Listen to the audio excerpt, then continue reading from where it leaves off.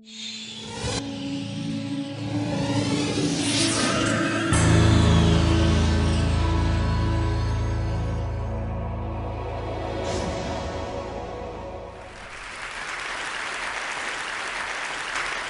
want to address the issue of compassion. Compassion has many faces. Some of them are fierce, some of them are wrathful. Some of them are tender, some of them are wise. A line that the Dalai Lama once said, he said, "Love and compassion are necessities. They are not luxuries. Without them, humanity cannot survive." And I would suggest it is not only humanity that won't survive, but it is all species on the planet, as we've heard today. It is the big cats, and it's the plankton. 2 weeks ago, I was in Bangalore, in India. I was so privileged to be able to teach in a hospice on the outskirts of Bangalore. And early in the morning, I went into the ward. In that hospice, there were 31 men and women who were actively dying.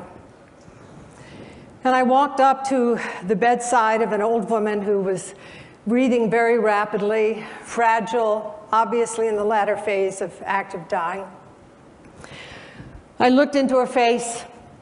I looked into the face of her son sitting next to her, and his face was just riven with grief and confusion. And I remembered a line from the Mahabharata, the great Indian epic. "What is the most wondrous thing in the world, Yudhishthira?" And Yudhishthira replied, "The most wondrous thing in the world is that all around us, people can be dying, and we don't realize it can happen to us."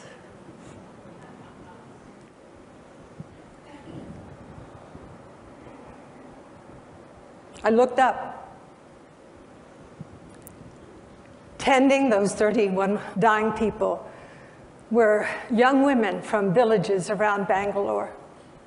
I looked into the face of one of these women, and I saw in her face the strength that arises when natural compassion is really present. I watched her hands as she bathed an old man.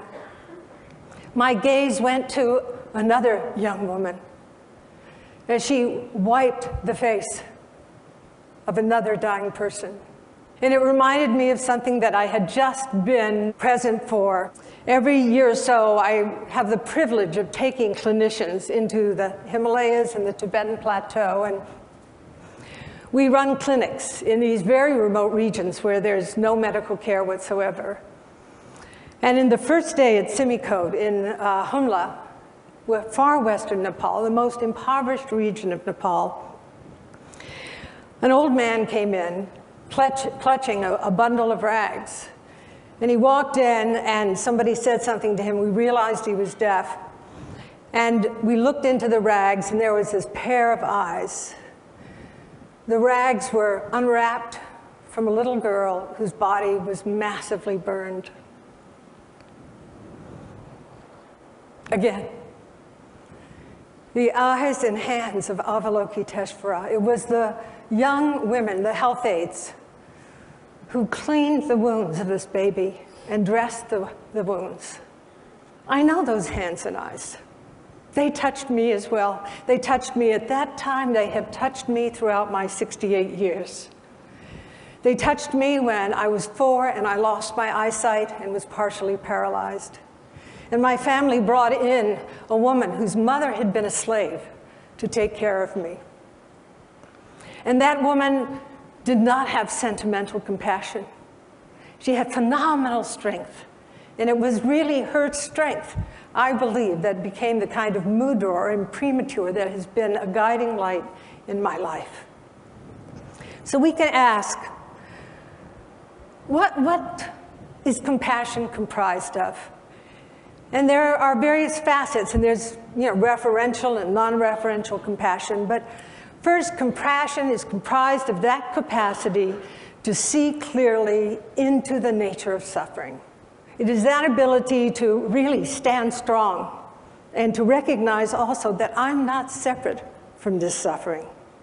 But that is not enough, because compassion, which activates the motor cortex, means that we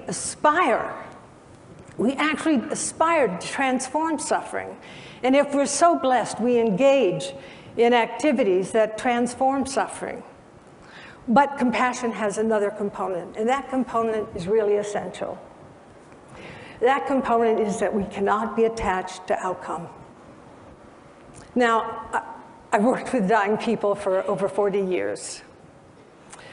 I had the privilege of working on death row and in maximum security for 6 years.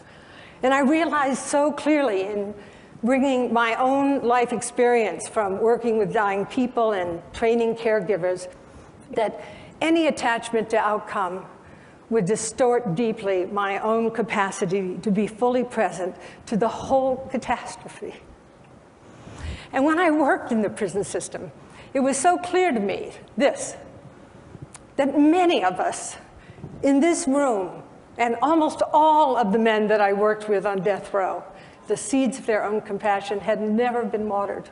That compassion is actually an inherent human quality.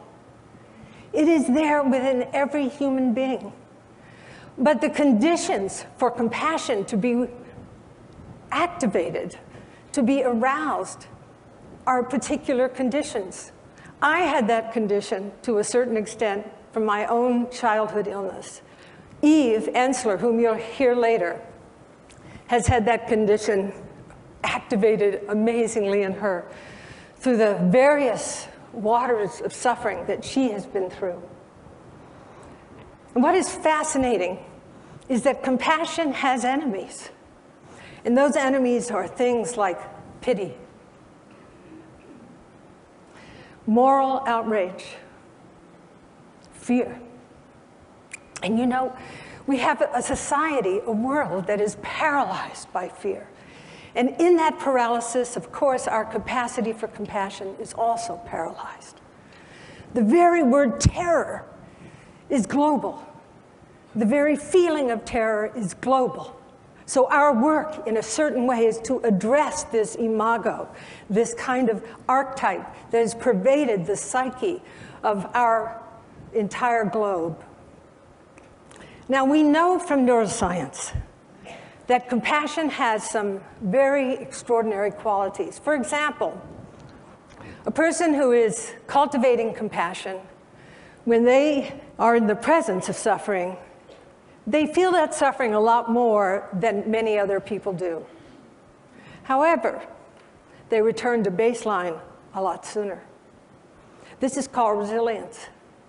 Many of us think that compassion drains us, but I promise you, it is something that truly enlivens us. Another thing about compassion is that it really enhances what's called neural integration. It hooks up all parts of the brain. Another, which has been discovered by various researchers at Emory and at Davis and so on, is that compassion enhances our immune system. Hey, we live in a very noxious world. Most of us are shrinking in the face of psychosocial and physical poisons, of the toxins of our world. But compassion, the generation of compassion, actually mobilizes our immunity. You know, if compassion is so good for us, I have a question. Why don't we train our children in compassion?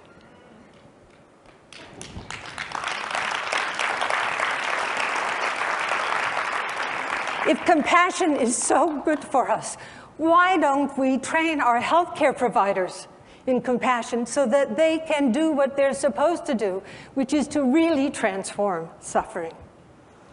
And if compassion is so good for us, why don't we vote on compassion? Why don't we vote for people in our governments based on compassion so that we can have a more caring world? In Buddhism, we say it takes a strong back and a soft front.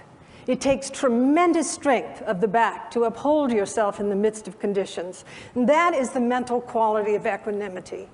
But it also takes a soft front, the capacity to really be open to the world as it is, to have an undefended heart. And the archetype of this in Buddhism is Avalokiteshvara, Kuan Yin. It's a female archetype.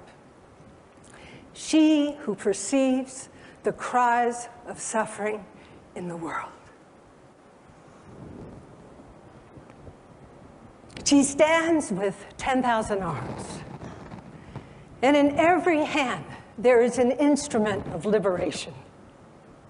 And in the palm of every hand, there are eyes, and these are the eyes of wisdom. I say that for thousands of years, women have lived, exemplified, met in intimacy the archetype of Avalokiteshvara, of Kuan Yin, she who perceives the cries of suffering in the world. Women have manifested for thousands of years the strength arising from compassion in an unfiltered, unmediated way in perceiving suffering as it is. They have infused societies with kindness, and we have really felt that as woman after woman has stood on this stage in the past day and a half. And they have actualized compassion through direct action. Jody Williams called it, it's good to meditate. I'm sorry, you got to do a little bit of that, Jody. You know, step back, give your mother a break, okay? But the other side of the equation is you've got to come out of your cave. You have to come into the world like a Sangha did who was looking to realize Maitreya Buddha after 12 years. You know, sitting in the cave, he said, I'm out of here. He's going down the path. He sees something in the path. He looks, it's a dog. He drops to his knees. He sees that the dog has this big wound on his leg. The wound is just filled with maggots. He puts out his tongue in order to remove the maggots so as not to harm them. And at that moment, the dog transformed into the Buddha of loving kindness. I believe that women and girls today have to partner in a powerful way with men, with their fathers, with their sons, with their brothers, with the plumbers, the road builders, the caregivers, the doctors, the lawyers, with our president, and with all beings. The women in this room are lotuses in a sea of fire.